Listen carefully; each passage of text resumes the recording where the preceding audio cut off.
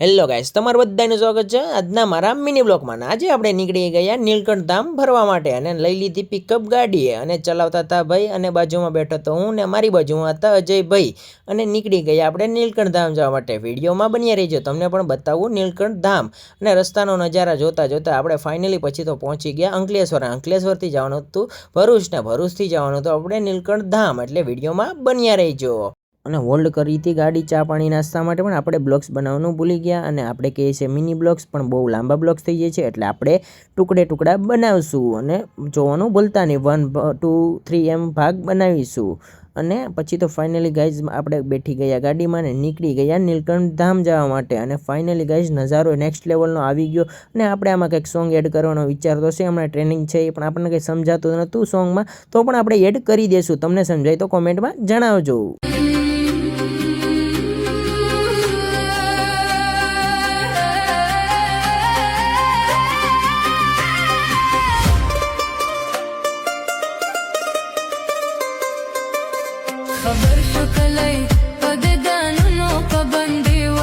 અને ગામનું નામ તો આપણને આવડતું નહોતું, તો પણ આપણે ગામનું નામ આપી દીધું માફિયા ગામ. કેમ કે માફિયા ગામનું કારણ એવું છે કે અહીંયા રેતીનો બિઝનેસ ચાલતો હતો, અને રેતી તો અહીંથી જ આવતી હતી સુરત, એવું તો મને લાગતું હતું. કેમ કે અહીંયા ઢગલા તો ડુંગર જેવા ઢગલા હતા, અને માફિયા ગામમાં તો ખટારાઓની લાઈન લાગી ગયેલી હતી.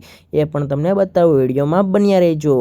અને ફાઇનલી ગાઈસ પછી જોવો આપણે ટ્રાફિકમાં આવી ગયા, અને અહીંયા ટ્રાફિક હતી ગજબની. અને આપણે તો પણ ધીમે ધીમે આગળ વધી ગયા સાઈડમાંથી, અને આગળ આવીને જોવો રોડનું કામ ચાલુ હતું, એટલા માટે ટ્રાફિક હતી. અને અહીંયા તો ડમ્ફર હતા, કરોડોનો ડમ્ફરની લાઈન લાગી હતી. આપણી પાસે હોતો તો આપણે અમીર હોત, મારા અકળી જાવો. પછી તો પણ ગાડી હકારતા આપણે નીકળી ગયા નીલકંઠ ધામ જવા માટે, અને વિડીયોમાં બન્યા રહેજો. અને ફાઇનલી પછી તો આપણે પહોંચી ગયા નીલકંઠ ધામ, અને લઈ લીધી એન્ટ્રી. એ એન્ટ્રી લેતા જ જોઉં તો ખરી કંઈક નજારો નેક્સ્ટ લેવલનો છે, અને આનું કંઈક નજારો જ કંઈક અલગ છે. અને અહીંયા આવ્યા હોય તો કોમેન્ટમાં જરૂરથી જણાવજો, મારા અકળી જાવો. અને ફાઇનલી ગાઈસ પછી તો આપણે લઈ લીધી એન્ટ્રી, અને આવી ગયા આપણે કેશ બારીએ ટિકિટ લેવા માટે. અને ફાઇનલી ગાઈસ પછી આપણો વારો આવી ગયો, ને આપણે લઈ લીધી ટિકિટ, અને આપણે આપી દીધા કેશ પૈસા, અને આવી ગઈ આપણી પાસે ટિકિટ.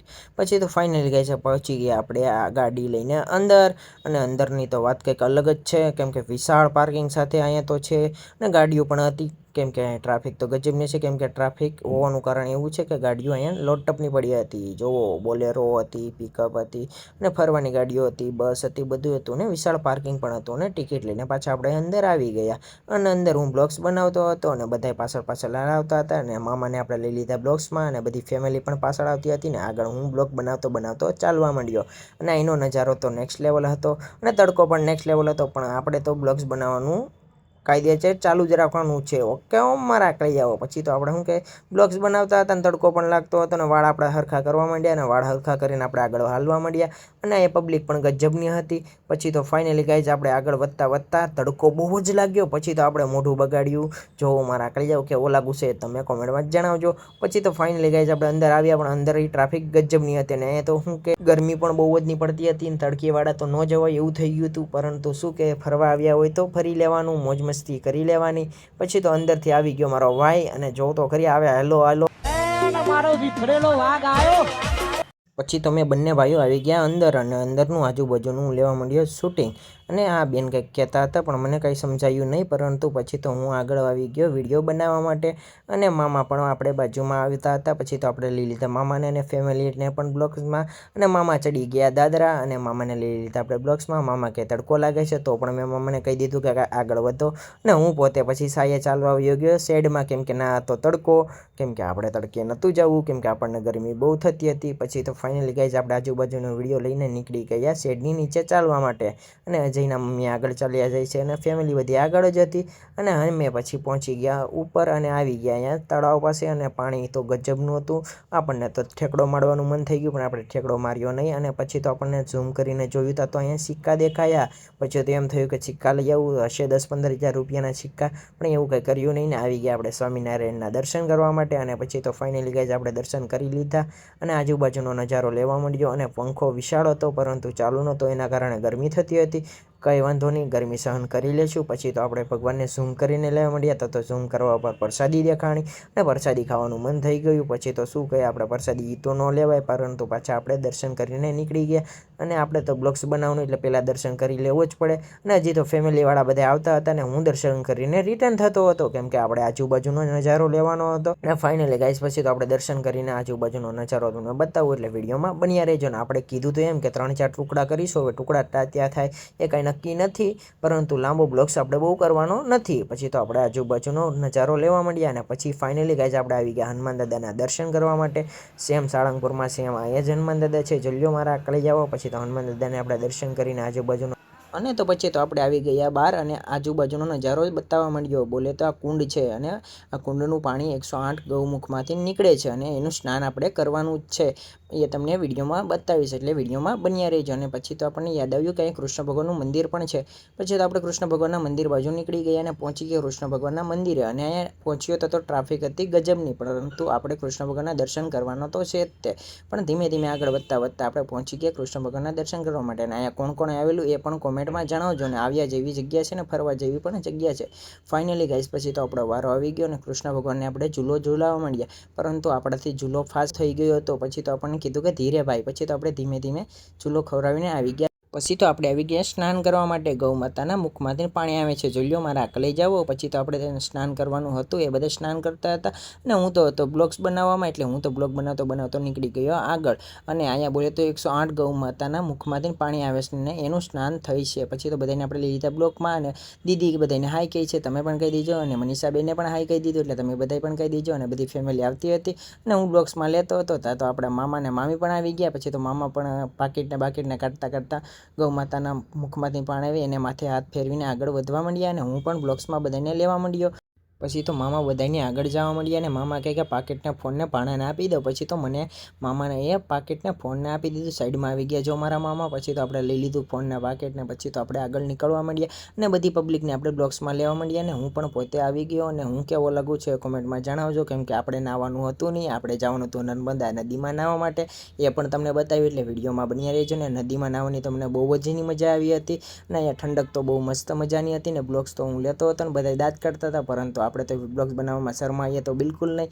અને આપણે આગળ બધાને વિડીયોમાં લેવા માંડ્યા. અને વિડીયોમાં કોણ કોણ છે કોઈ જાણીતું હોય તો પણ જણાવજો કોમેન્ટમાં. અને પછી તો બધા છોકરાઓ જોતો ખરી મસ્તી કરતા હતા, પણ મને પણ મસ્તી કરવાનું મન થતું હતું. પણ આપણે તો વિચાર એક જ હતો કે નર્મદા નદીમાં નાશું. ગૌ માતાના મુખથી તો આપણે માથે ખાલી પાણી ચડાવી લેશું, એટલે આપણે 108 ગૌ માતાના મુખમાંથી સ્નાન કરી લીધું એમ માની લેશું. પછી તો આવી ગયો મારો ભાઈ, અને એને પણ આપણે લઈ લીધો બ્લોકમાં. એ પણ કહેતો હતો કે આપણે નર્મદામાં નાશું. પછી તો અમે નાહી ધોઈને આવી ગયા બહાર. અને આપણે આજુબાજુમાં લેવા માંડ્યો વિડીયો. ને બાજુમાં હતી એ નર્મદા નદી હતી, એ જ નદીમાં આપણે નાહવા જવાનું હતું. પછી તો આપણે આજુબાજુનું શૂટિંગ લેવા માંડ્યું. અને જગ્યા બહુ મસ્તીની છે. પછી તો આપણે બધી ખરીદી કરવા આવી ગયા, પણ આપણે તો કંઈ લેવાનું હતું નહીં. પણ બધાને બ્લોકમાં લેવા માંડ્યા અને પંખાનો બહાર ખાવા માંડ્યા. બહાર તો બહુ ગરમી થતી હતી. રમકડા લેવા આવ્યો, પણ રમકડાનો ભાવ અહીંયા પૂછાતો નહોતો, બહુ મોંઘા હતા. પરંતુ આપણે કાંઈ લીધું નહીં ને આપણે તો હવે કંઈ નાના નથી. પછી તો કઈ વસ્તુ લીધા વિનાના પંખો બહાર ખાતા ભાઈને પણ બ્લોકમાં લઈ લીધા. અને ઢીંગલીને કંઈ તમને ગમ્યું હોય તો કોમેન્ટમાં જણાવજો. પછી તો ફાઇનલી ગઈ આપણે આજુબાજુનો નજારો લેતા હતા, તો પણ કલી જાઓ કેવું છે. નીલકંઠ ધામ આવ્યા જેવી જગ્યા છે. અને પછી તો આપણે પહોંચી ગયા જમવા, અને જમવા બેઠી ગયા. તમે પણ ચાલો જમવા. પછી તો આપણે જમી કરીને નીકળી ગયા નર્મદા નદીમાં નાહવા માટે, કેમ કે આપણે તો નાહવા જવાની વાટ હતી જ તે. પછી તો અમે નીકળી ગયા ગાડી લઈને નર્મદા નદીમાં, અને આવી ગઈ આપણે નર્મદા નદી. પછી તો ફાઇનલી ગાઈઝ આપણે આવી ગયા નદીની અંદર, અને ફૂલ બાકાજીકી સાથે બધે નાહવા મંડાઈ ગયા. અને હું આજુબાજુનું શૂટિંગ લેવા માંડ્યો, કેમ કે આપણે પહેલાં શૂટિંગ લઈ લઈએ પછી આપણે નાહવાનું કામ કરીશું. અને હું પણ બ્લોકમાં આવી ગયો. અને અહીંયા કોણ કોણ આવેલું એ પણ કોમેન્ટમાં જણાવજો. અને પછી તો મારો ભાઈ આવી ગયો, એને ઈ તો ફૂલ તાનમાં છે, જોવો તો ખરી. આડી તમે એની એક્ટિંગ તો જોજો મારા કલે જાવો ખાલી. મારો વિખરેલો વાઘ આવ્યો. जी again again gidni gidni मतलब वो अलग ही लेवल का बंदा था. અને અજયભાઈ તો ફૂલ ફોર્મમાં આવી ગયા હતા, અને હું પણ ફોર્મમાં જતો મારા આકલે જાઓ. પછી તો આપણે બધાને બ્લોકમાં હાઈ કહી દીધું, એટલે તમે પણ હાઈ કહી દેજો. અને અહીંયા આંબુડું જાંબુડું થતું હતું, એ જ તમને બતાવું, એટલે વિડીયોમાં બન્યા રહેજો. જોવો મારા આકલે જાઓ આંબુડું જાંબુડું. આંબુડું જાંબુડું કેરીને કોઠીડું, રાય દામોદર નો દરિયા વાળી રાજા રામની, વચમાં બેઠા ગોરમાં ફરતી બેઠી ગોપીઓ, રાજા પૂજે મંદિરમાં, રાણી પૂજે રાજમાં. હાથમાં મૂકું ઝુમર કાચમાં વાળ્યો પૂજે હાથમાં શંકરને ઘેર પાર્વતી બ્રહ્માને ઘેર બ્રહ્માણી વિષ્ણુને ઘેર લક્ષ્મીજી રામને ઘેર સીતાજી કૃષ્ણને ફાઇનલી ગાઈસ પછી તો આપણે આમોડું જામોડું બધું વિડીયો ઉતારીને આવી ધોઈને બહાર આવી ગયા અને નીકળી ગયા ઘરે જવા માટે અને આપણે લેવા મળ્યા બ્લોગ્સ તો આવી ગયો આપણો ભાઈ પાછળથી અજયભાઈ અને અજયભાઈને બ્લોકમાં લઈ લીધા અને આપણે નીકળી ગયા ઘરે જવા માટે અને બેઠી ગયા આપણી સીટ ઉપર અને અજયભાઈ આપણી બાજુમાં બેઠા હતા અને ગાડી ચલાવતા હતા ભાઈ અને નજારો તો વાત પૂછોમાં એક નંબર છે અને નીલકંઠ ધામમાં તો રસ્તાનો નજારો તો નેક્સ્ટ લેવલ હોય છે રસ્તાઓ પણ મસ્ત મજાના આવે છે અને વ્યૂ પણ એક નંબર આવતો હતો જુઓ તો ખરી મારા આકળી જાઓ તમને કાંઈ ઘટે છે અને નીલકંઠ ધામ ફરવા જેવી જગ્યા છે એટલે ભૂલતા તો નહીં નીલકંઠ ધામ આવજો ને રસ્તામાં આવતી હતી આપણે વેફરની શોપ અને આવી ગયા વેફરની શોપે ને લાઈવ વેફર તળાતી હતી ને આપણે વિડીયોમાં તમને પણ બતાવું એટલે જુઓ આ છે આપણી વેફર કેળાની પછી તો ફાઇનલી ગાઈસ આપણે અહીંથી લેવાની હતી કેળાની વેફર અને તમને મસ્ત મજાની વેફર અહીંયા મળી જશે રોડની કાંઠે જ દુકાન આવેલી છે ને ભાઈની દુકાન બહુ મસ્ત મજાની છે અને ઘણી વસ્તુ બધી મળી જતી હતી ને બધા વેફર લેતા હતા અને હું વિડીયો લેતો હતો અને ફાઇનલી પછી બધાએ વેફર લઈ લીધી ને બધાને પણ આપણે બ્લોકમાં લઈ લીધા અને પછી તો હવે આપણે જવાનું હતું ઘરે મળીએ નેક્સ્ટ મિની બ્લોકમાં જય માતાજી બધાને.